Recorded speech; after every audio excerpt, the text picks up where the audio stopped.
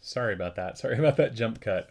My computer, for some reason, the camera dropped out, and I didn't realize that when that happened, the recording would itself stop. So anyway, I was busy saying that the two modes of criticism as critique that I pointed out were themselves incredibly fluid, right? In what one account, for instance, of William Wordsworth's The Prelude, or one account of Lord Byron's Don Juan, could itself do both, right? Show how the literature itself operates as critique, but at the same time is still complicit in problematic discourses or attitudes or beliefs circulating in Wordsworth or Byron's social or cultural circles at that time.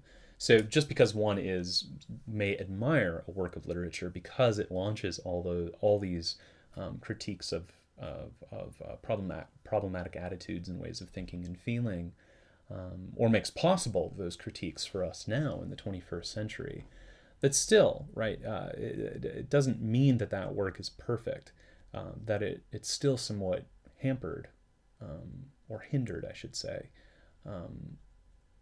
Hampered? Is that even an appropriate word? Anyway, doesn't matter. Anyway, hindered by certain ways of thinking to show that that there's still a critique of that literary work that's possible. Okay. So I think that's all I wanted to say about those things. I wanted to give you both a way to sort of organize all those modes of criticism in your mind, distinguish between them, but also to give you an open model that admits of sort of cross-hatching, the cross-hatching that is so prevalent in literary studies, right? It would be a mistake, as I've said and repeated throughout this semester and last semester when I taught the course in a sort of